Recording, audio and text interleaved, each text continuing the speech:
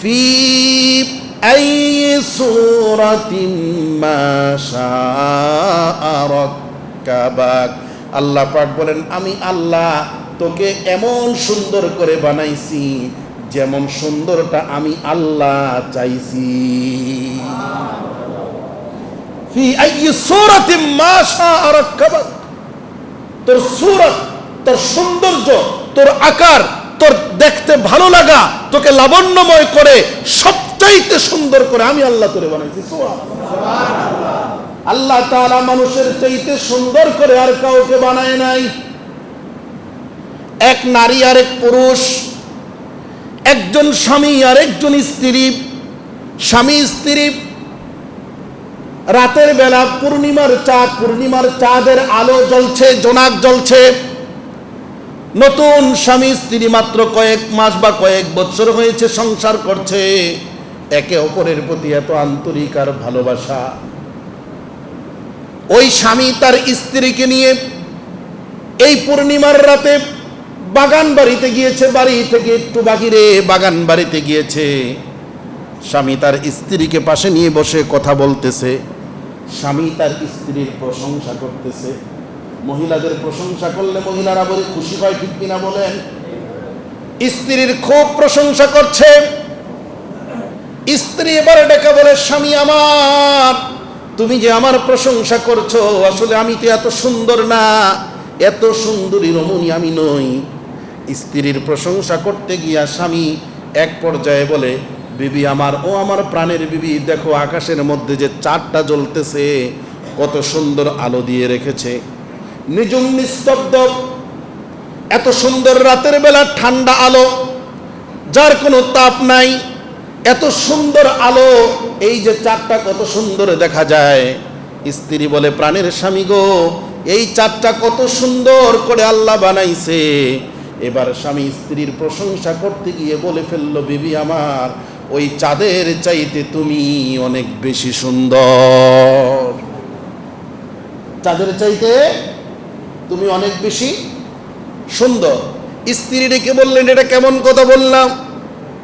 এবার স্বামী আবেগপ্রবণ হয়ে বললেন, চাঁদের চেয়ে তুমি অনেক বেশি সুন্দর। তোমার যদি বিশ্বাস না হয় তাহলে জেনে রাখো, আমি স্বীকৃতি দিচ্ছি, চাঁদের চাইতে যদি তুমি সুন্দর না হও তাহলে তুমি তালাক। কি বলছে? মানুষ আবেগের সাথে অনেক কথা বলে ফেলে না, রাগের বশবর্তী হয়ে বলে, আবেগের সাথেও অ্যাক্সিডেন্ট করে ফেলে। ঘটনাক্রমে এই কথা যখন বলছে, স্ত্রী তো সাথে সাথে স্বামীর থেকে আলাদা হয়ে গেছে। না, আমি তো চাঁদের চাইতে মানুষ কি করে সুন্দর হয়?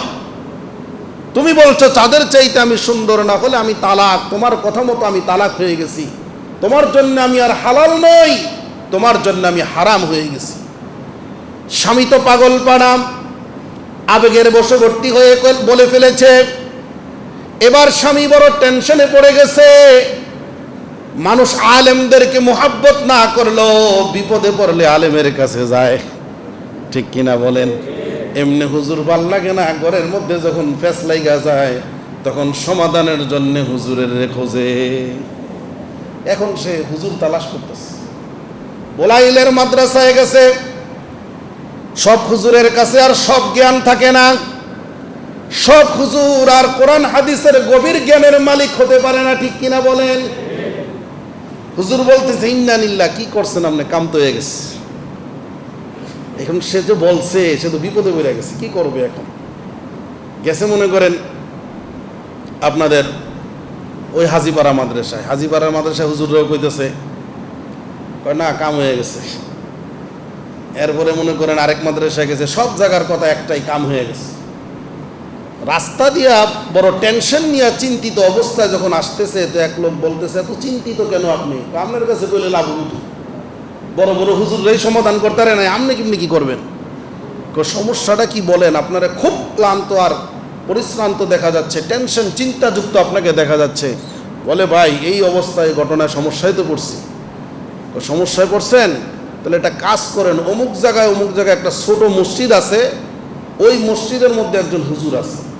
হুজুরের মানুষ তেমন একটা পছন্দ করে না, কিন্তু হুজুরের কথাবার্তা উনি খুব বিচক্ষণ মানুষ, খুব জ্ঞানী মানুষ, খুব গবেষণা করে, ওনার কাছে যাইতে পারে। অনেক সময় ওই আমাদের কবি নজরুল বলছিল, যদি দেখো পড়ে আছে ছাই, উড়াইয়া দিও না তাই, পেলেও পেতে পারো অমূল্য রতন। ঠিক কিনা বলেন? এজন্যে কখনো মানে জীর্ণ শীর্ণ দেখলেই অবমূল্যায়ন করা ঠিক না, কারণ ওখানেও মানিক থাকতে পারে। ওই লোকটা চিন্তা করে একবার যাব কি যাব না। বড় বড় হুজুরকে জিজ্ঞাসা করলাম, কারণ আমার দেশের মানুষ এখন বড় হুজুর বেশি চিনে প্রচার প্রসারের মাধ্যমে। ঠিক কিনা বলেন? যেই হুজুরের বেশি প্রচার, ইউটিউব ইন্টারনেটে যে ভাইরাল, হেই হেগো কাছে বড় হুজুর। কি কথা ঠিক বলতেছি তো নাকি? কয় এই মাসআলা তো দিছে। কে দিছে? টিভি হুজুরে, টিভির থেকে শুনছে। টিভি হুজুর নাকি সব মাসআলা দিতে পারে নাকি? প্রচার প্রসার হওয়া এক জিনিস, আর আলেম এলেম অর্জন করা, এলেমের গভীর জ্ঞান থাকা আরেক জিনিস। এটা কথা মনে রাখবেন। যেই কলসি ভরা থাকে ওই কলসি লড়ে কম, যেই কলসি খালি থাকে ওই কলসি বাজে বেশি, লড়ে বেশি। কি বলেন? তো যারা বেশি ভাইরাল, বুঝবেন যে এটির মধ্যে ভাইরাল ঠিকই, কিন্তু ভিতরে মাল তত নাই, এর লেগে বেশি দৌড় করে। তো যাই হোক, আসলে কথা এক জায়গায় বলতে গিয়ে আরেক জায়গায় চলে যাচ্ছে। কি বলতেছিলাম? ওই স্বামী ওই মসজিদের দিকে রওনা দিছে, চিন্তা করছে যাইয়েই দেখি না, যেহেতু সবই শেষ হয়ে গেল, দেখি কি একটা লাশ ফলাফল কি হয়। হুজুরের কাছে গেছে, পরে হুজুর কয়, আপনি যে কথা বলছেন এই কথায় তো এত পেরেশান হওয়ার কিছু নাই, টেনশন করার কিছু নাই। বলেন কি? বলেন কি? নারায়ণগঞ্জের আমলাপাড়া সহ, দেওবক সহ, যাত্রাবাড়ি সহ সব মাদ্রাসা ঘুইরা বড় বড় হুজুররা ফতুয়া দিয়ে দিচ্ছে, কাম হয়ে গেছে, আমনে কোনো টেনশন নাই। কোনো টেনশন নাই। কামনে কইলে তো হইব না, আমি বললে হবে না, সব হুজুরে দাওয়াত দেন, সব হুজুরে দাওয়াত দেন। কারণ উনি মাসালা দিয়া দিলে তো, হ্যাঁ যদি আইয়া সমাধান পাইয়া আইসা সংসার করে, তখন সব হুজুররা ফতুয়া লই আইবনি, এরে ধরবনি। তো এই জন্যে আপনি যেন বিপদে না পড়েন, সব হুজুরে দাওয়াত দেন, হুজুরদের মজলিসে হুজুরদেরকে প্রশ্ন করে জিজ্ঞাসা করে তারপরে সমাধান। সুবহানাল্লাহ, বাইত গিয়া কইেন। সকলকেই দাওয়াত করা হলো নির্দিষ্ট স্থানে, নির্দিষ্ট জায়গায়, যথা সময়ে সকলে উপস্থিত হয়ে গেলেন। ওই জীর্ণ শীর্ণ ছোট্ট কুটিরে থাকা ওই আলেমও চলে এসেছেন। দেখতে অত সুন্দর লাগে না, ভালো লাগে না। সবাই কয়, আরে এই হুজুরে কি করব, কেমনে এই ফতোয়া দিল। সকলেই যখন টিটকারিয়ার সমালোচনা শেষ করলো, এবার হুজুর দাঁড়ায় গেলেন। হুজুর দাঁড়ায় বলতেছেন, এই যে যুবক তার স্ত্রীকে যে বলেছে চাঁদের চাইতে যদি তুমি সুন্দর না হও তাহলে তুমি তালাক, এই যুবক যে এই কথা বলেছে, এই কথার দ্বারা তার স্ত্রী তালাক হয় নাই। কারণ চাঁদের চাইতে মানুষ সর্বদাই সুন্দর। চাঁদকে আল্লাহ অত সুন্দর করে বানাই নাই, মানুষকে আল্লাহ যত সুন্দর করে বানাইছে। সকলেই খেপে গেল, এটা আপনি কি বলেন? চাঁদের চাইতে কি মানুষ সুন্দর হতে পারে নাকি? এটা আপনার মুখের কথা বললে হবে না, তার উপরে কোনো দলিল আছে নাকি? ওই আলেম বলতেছে, কি দলিল চান? বলে, কোরআন থেকে যদি দলিল হয় সবচাইতে বেশি ভালো হয়, কারণ কোরআনের উপরে আর কোনো দলিল নাই। কি বলেন, ঠিক কিনা? এবার ওই ব্যক্তি বলতেছে, হ্যাঁ, কোরআনের মধ্যেই তার দলিল আছে। আল্লাহ রাব্বুল আলামিন স্পষ্ট করে বলেছেন।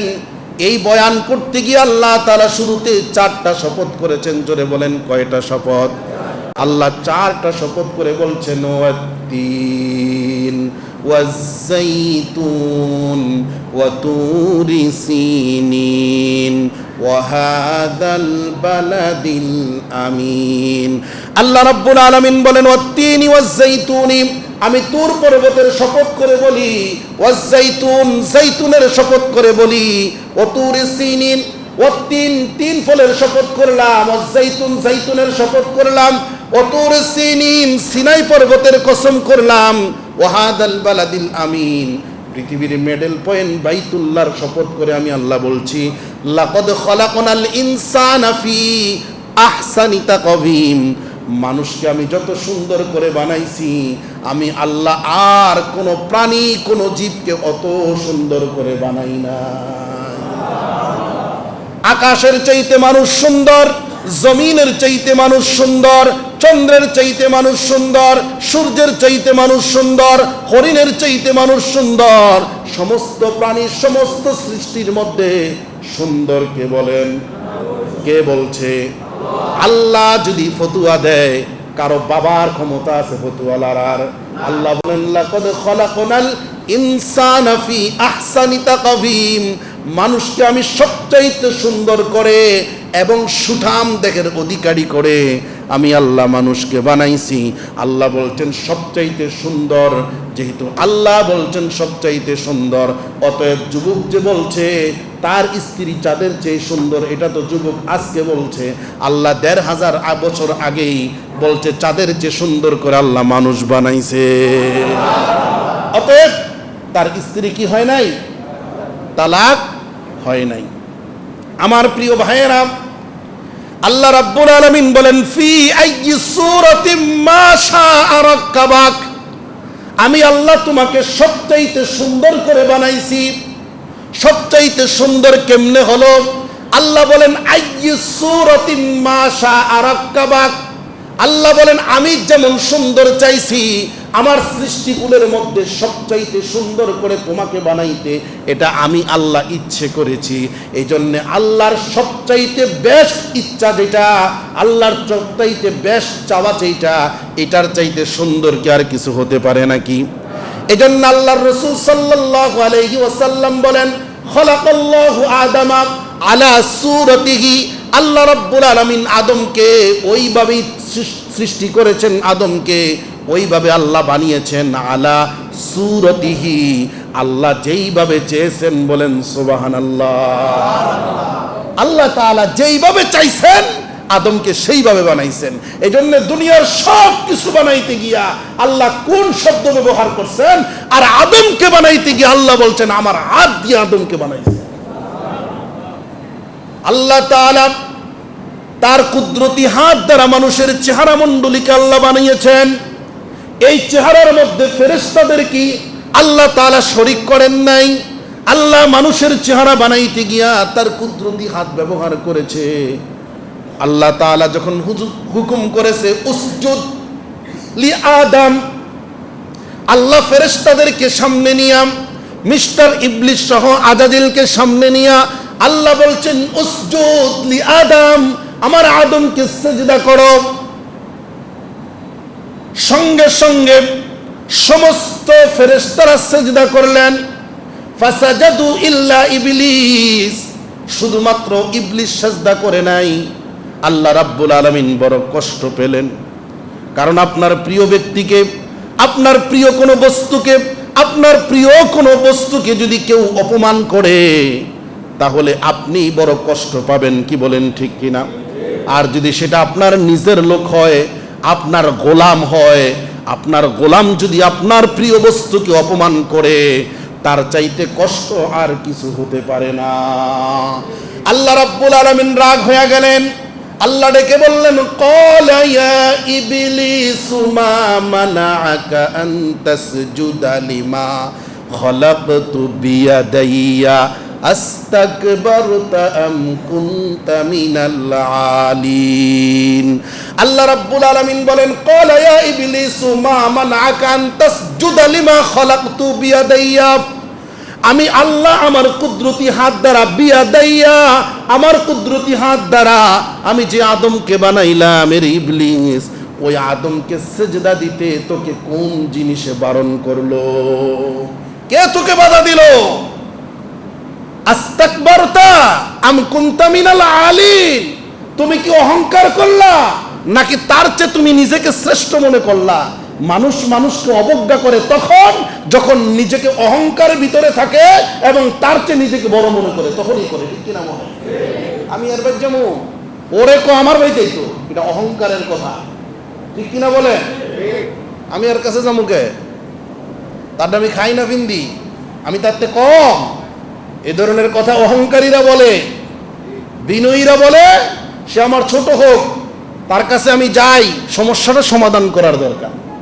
অহংকারের কারণে আজ অনেক সহজ সমাধানগুলি কঠিন হয়ে যায়।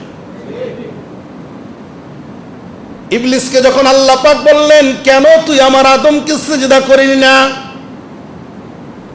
খলাকতু বিয়াদাইয়া, আমি আমার হাত দ্বারা যারে বানাইলাম তাকে সিজদা করতে তোকে কোন জিনিস বাধা দিল? আল্লাহ আবার সাথে সাথে জিজ্ঞাসা করলেন, আস্তাকবারতা আম কুনতা মিনাল আলিন, তুমি কি অহংকার করলা নাকি তার চেয়ে তুমি নিজেকে শ্রেষ্ঠ মনে করলা? এবার ইবলিস বলে, ক্বালা আনা খায়রুম মিনহু খলাকতানি মিন নার ওয়া খলাকতাহু মিন তিন। প্রথমে তো প্রকাশ পেয়েছে আমলের দ্বারা, এবার সে জবান দ্বারাই বলতেছে, ক্বালা আনা খায়রুম মিনহু, আমি তার চেয়ে শ্রেষ্ঠ, আমি খায়র, আমি তার চেয়ে শ্রেষ্ঠ। ওয়া খলাকতাহু মিন তিন, আমি আগুনের তৈরি এই জন্য আমি শ্রেষ্ঠ, আর ও হলো মাটির তৈরি এই জন্য সে আমার চেয়ে দুর্বল। আল্লাহ রাব্বুল আলামিন বললেন, সৃষ্টি করেছি আমি, কে শ্রেষ্ঠ এটা তো স্রষ্টা ছাড়া কেউ জানে না। আমি সৃষ্টি করেছি, কার মধ্যে নম্রতা ভদ্রতা আছে এটা তো স্রষ্টাই জানে। কি বলেন ঠিক কিনা? লম্বা ঘটনা বলা উদ্দেশ্য নয়। আল্লাহ ইবলিসকে হালাক করলেন আদমকে সিজদা না করার কারণে। জোরে বলেন, কারে সিজদা না করার কারণে?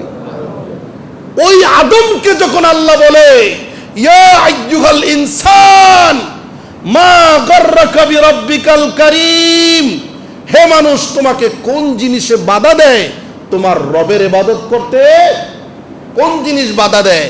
যে তোমাকে সম্মান করলো না, আজকে সেই শয়তানের পাল্লায় পইরা যে তোমার মর্যাদার জন্য 9.5 কোটি বছর ইবাদতকারী ইবলিসকে ছুঁড়ে ফেলে দিলেন, ওই ইবলিসের কথা মানতে গিয়া তোমার রবের বিরোধিতা তুমি করছো।